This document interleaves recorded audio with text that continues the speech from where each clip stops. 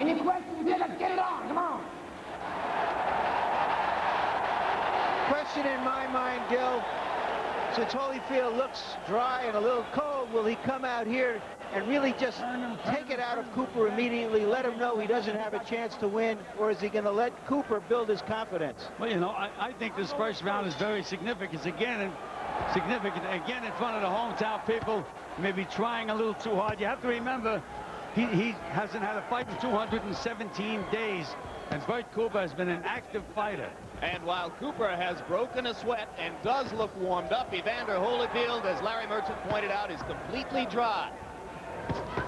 And Holyfield starts out establishing the jab. Cooper throws a long right hand and misses. Evander will not want to let Cooper inside with his face on his chest. That's where Bert is most effective. Good body punches by Holyfield.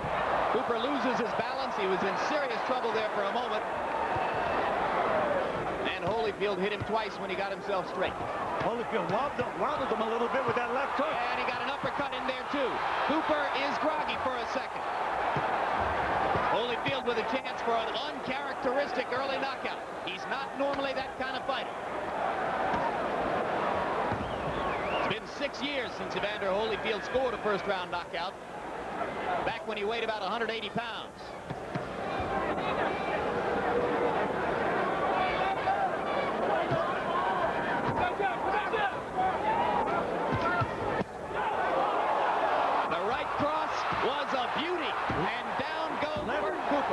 Hook in the body, Jim, was the punch that really hurt him. After the right hand, he dug a left hook underneath. Beautiful left hook to the body. Long time to go in the first round. Cooper comes over the top with a right, but he left himself open. There's that quick right hand of Cooper's on the inside. Very effective with that right hand, Cooper. He looks as though his head is clearing. Come on.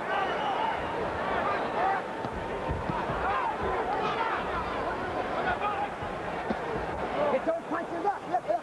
Hey, get those punches up. Come on. You see a guy go down like a body shot. In this division, you think of Tyson Spinks. Another right hand right on the button, but that time Cooper didn't budge. Come on, Evander. Keep him up. Let's go. Well, Evander is surprising me. He's really not using any lateral movement at all. He's right there. He's fighting with a fighter. And this is what he said he wouldn't do. Next time you go down there, it's going to cost support. Come on. Evander really didn't like that low blow.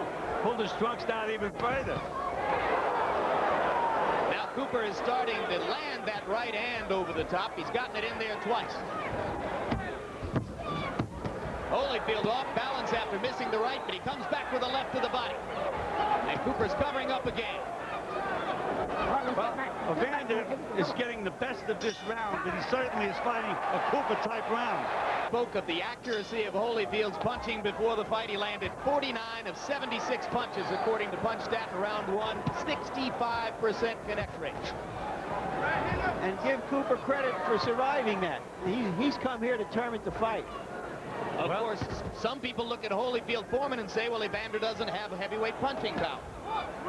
Well, this is the Cooper, in my opinion, that fought Ray Mercer. He certainly got hurt with that left hook to the body, but he got up and he's bombing back, as you can see there.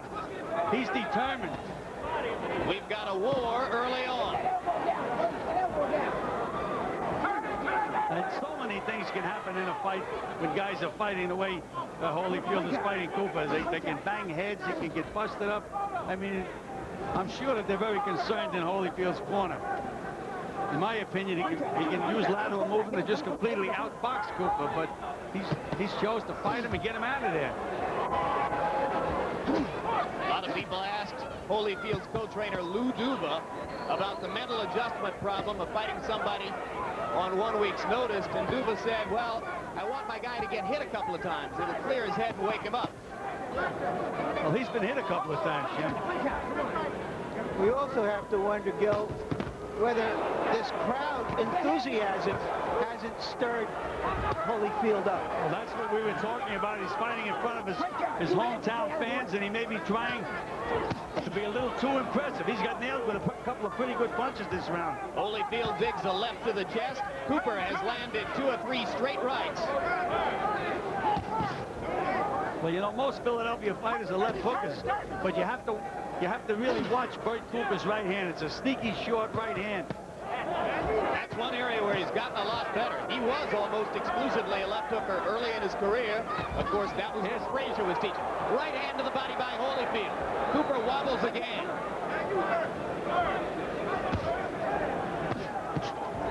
Good uppercut by Cooper. That was the Mike Tyson combination. Wide right hand to bring the right hand underneath.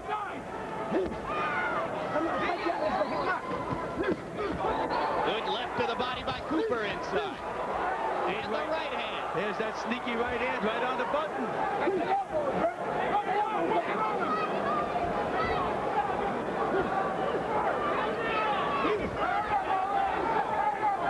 Since the knockdown midway through round 1, it's been an even fight.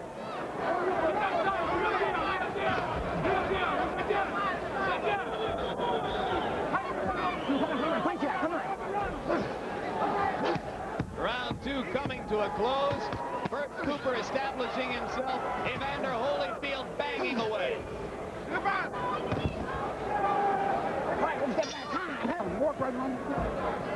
It's pretty early for a fighter to be asking what round it is, Gil, so I don't know how much longer he's prepared to go at this pace. But on the other hand, they're telling Holyfield in his corner to play a little bit more defense. Holyfield lands a left hook, and Cooper wobbles again.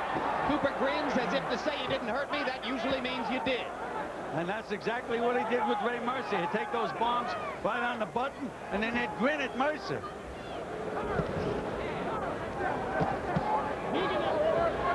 I think Cooper's soft spot is to the body, and I really think that's where Georgie Benton told Holyfield to go to work, to the body. Yeah, the instruction was quit tying him up. You waste a lot of energy that way. Bang to the body instead. Easier said than done when the man puts his head right on your chest all the time. And again, even though Holyfield, in my opinion, is winning the fight, he's fighting Cooper's fight. And there's that sneaky right hand of Bert Cooper's. And Holyfield wobbles in the corner. The champion in trouble. Cooper bangs away. Holyfield almost goes down. Mills Lane's going to call it a knockdown and give him the count. Evander Holyfield floored in the 3rd round by Bert Cooper. And a long way to go. You've got high drama in Atlanta.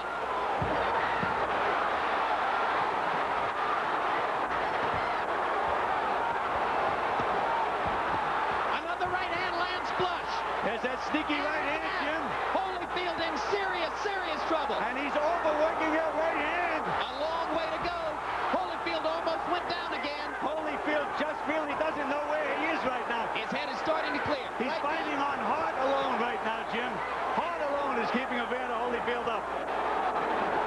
And Cooper may have punched himself out a little bit with that flurry. Oh, what a right hand by Holyfield. And now it's Cooper who is standing stock still.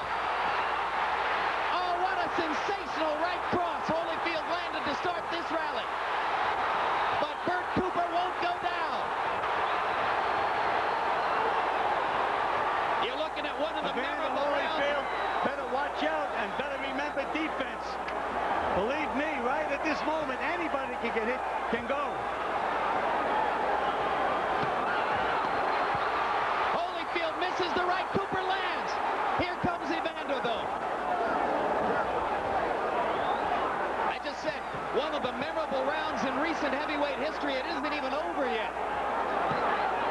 Evander is fighting strictly with heart at the moment, Jim. No brains, no smarts, just trying to outgut the other guy. There's that sneaky right hand again. Bang, right on the Holyfield chin. Evander is wobbling as the round comes to a close. Welcome back to the Summit in Houston, Texas. Budweiser, the King of Beers, presents USA's Tuesday night fights. Al Albert along with the champ, Sean O'Grady. And tonight in the spotlight, the WBA middleweight championship, Reggie Johnson and Lamar Parks. We'll be talking to Evander Holyfield shortly. He is in attendance to watch this fight. Holyfield, who works out here in Houston. Johnson and Parks for the middleweight championship in our main event. But first, let's go back to that night in Atlanta when Evander Holyfield nearly lost his belt to Bert Cooper. Let's pick it up in the HBO broadcast in round 5. Bert Cooper may be the only consumer in America with more money to spend this Christmas than he anticipated about a month ago. And if he keeps this up, he's going to have a lot more money in future Christmases. It very well may be. And in Evander Holyfield's corner, they told him to walk Bert Cooper around inside and bang him to the body. But that's what Cooper's been doing to him. Up There's a big right hand. And Now Cooper's in trouble. Holyfield banging away with the right hand, but Bert won't go down. Oh, look at that. These are awesome punches, and Cooper has just about had enough. And he decided not to quit. He almost quit and decided not to do it. And he'll take punishment The for it. uppercut's been the punch, Jim. There it is again. The uppercut's the punch. There it is again. Evander found the key. There it is again. Yep. Left to the body, right uppercut up the middle. He's landing it over and over and over. Again. I think Mills Lane was right on the verge of stopping it about 10 seconds ago. But you can't stop it when Cooper has been this courageous. And Evander Holyfield is showing signs of being tired. And believe me, an uppercut is a very effective punch, but it's dangerous to throw from outside. Round's only half over, and Holyfield is punched out. Punched out. Can't throw anything right now. Time out now as Mills Lane wants to look at Holyfield's glove. It is broken. The right glove is broken. Both fighters are going to get a long rest. And I think that Holyfield needs it more than Cooper, despite the fact that Cooper's been taking the battering. I don't think Holyfield would have thrown another punch for 20 or 30 seconds. You know, sometimes the opportunity to fight for a title, especially the heavyweight title, just makes a man galvanize all of his forces into giving the best he's ever had. Much as Douglas did in Tokyo. All right, you've got shades of Muhammad Ali, Henry Cooper here with the torn glove. Harold Letterman, what's the rule? Jim, they get the fighter who doesn't have the torn glove to a neutral corner. They're not supposed to let a second talk to him. In the meantime, they take advantage of his corner and change the glove. They always have a spare set of gloves at all times. But in the famous Henry Cooper Muhammad Ali incident, the torn glove happened between rounds because Angelo Dundee was trying to find some time for Ali. You said it did happen between rounds. Absolutely right. I thought you said it happened during the round. He's punching so hard. I don't know if I've ever seen in a big fight one fighter punching so hard that he actually rips the glove from punching. Well, so far, Holyfield has thrown 45 punches in this round and landed 36 of them. What kind of a war is it? Both men, to this point in the fight, have landed more than half their shots. And Bert Cooper now has a cut on the side of his right eye. It's a small cut, but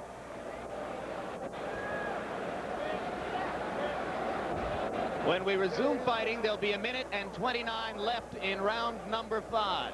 Bert Cooper, Philadelphia fighter, now lives in Virginia. You can take the fighter out of Philadelphia, but you can't take the Philadelphia out of the fighter with this exhibition of courage and will. Courage, yes, but Philadelphia is famous for the left hook. With Bert Cooper, it's been the right hand. Maybe he learned that in Virginia. Could be. And they go resume.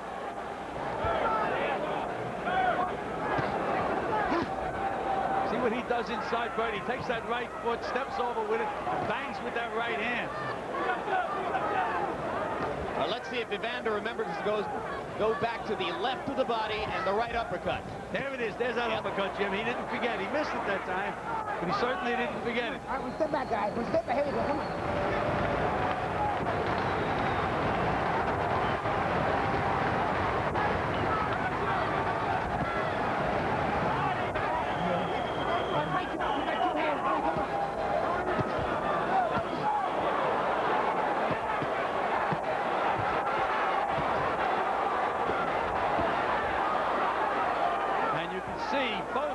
Taking tremendous punishment.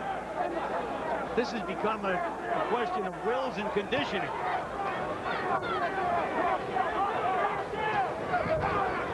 That's what Evander Holyfield should do. Take a step back once in a while. Go side to side to make Bert Cooper miss.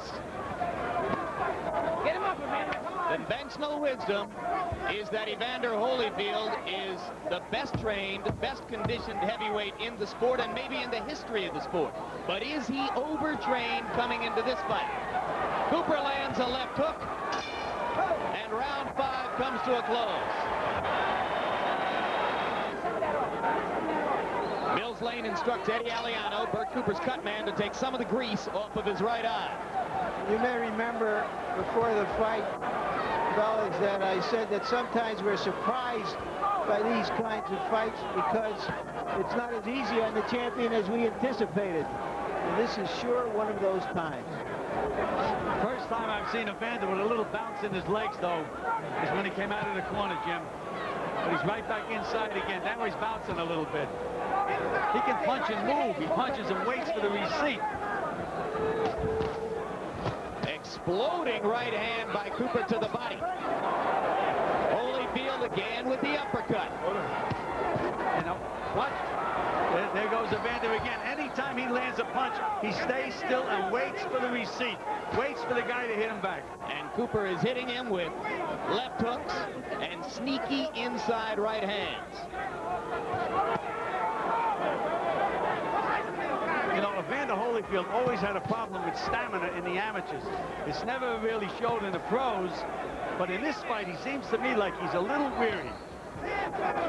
Well, one thing you know for sure, gentlemen, regardless of what happens from here on out, some of the writers here are going to write tomorrow that if Evander had fought this way against Mike Tyson, he'd have been knocked out. Or he may have knocked out Mike Tyson. That's possible, too. I mean, do you think Tyson could take those uppercuts that Evander was nailing Cooper with?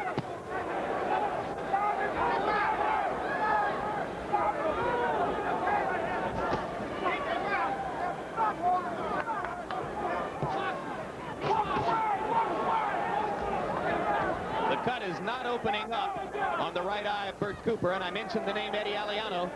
As you watch that cut throughout the fight, remember that Aliano is one of the best, if not the best in the business at closing cuts. That's so important, Jim, to have somebody in there that doesn't panic, knows what he's doing, keeps the fighter in the battle. There's that. Oh, what a right hand. But they're coming fewer and a little more far between.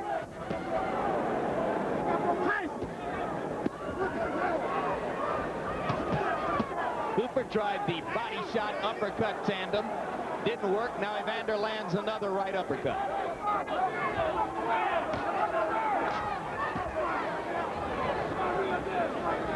The heart and will of Evander Holyfield. Much celebrated, but tested tonight. Holyfield has not been knocked down since an amateur fight in 1979. He did not go down to the canvas tonight, but it was scored a knockdown by the referee.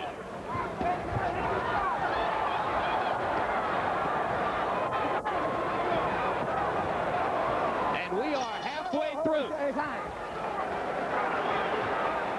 Earlier we talked about the cut glove. Now we're talking about ointment in an eye, which goes back to Ali Liston 1. Although that wasn't exactly ointment, it was an acidic substance. So we're getting a little bit of everything. We're getting some boxing history in front of us. Let's see how the boxing history winds up. And here's the odd consistency, Larry. Every time in the last 30 years that a man named Cooper has challenged for the heavyweight title, there's been a cut glove.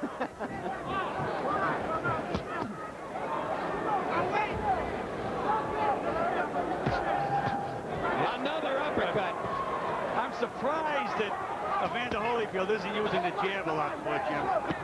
When a guy gets tired, it's easy to hit him with a jab. Guys always start out jabbing, and then later on they forget all about the jab. Now is the time when he can use a good stiff jab. Cooper with 2 overhand rights, and Holyfield lands another uppercut. You're right, he's almost abandoned the jab for the time being. I wonder if he's embarrassed enough in front of his hometown fans that he wants to score a knockout. He'll be more embarrassed if he gets hit with a couple more of those right hands and goes down. The opportunity to jab is there. You can see it. Bert Cooper's walking right straight in this straight line. Oh, what a bomb that uppercut was. But Cooper keeps coming back. There's another one. Cooper grinning again. Evander has to be saying to himself, what's holding this guy up, and how much more energy can I expend? The question is punching power. Well, Ray Mercer was also supposed to be a good puncher, and I saw Cooper do exactly the same thing with Ray Mercer, so maybe it's the fact that Cooper can really take a great punch. What a turnaround that would be for Bert Cooper. I saw him quit against Reggie Gross in January of 1986, his first loss, after being hit by 1 punch. We should point out, Jim, that in those days he was on drugs. He wasn't training seriously. He really was going down the tubes, and Joe Frazier, his original trainer, claims to have quit him because of that. And Bert Cooper landed some very effective punches to the body in that last exchange. And when a guy gets tired, those body punches can become very, very effective. Well, for a while after that 3rd round flurry, Cooper didn't go to the body at all.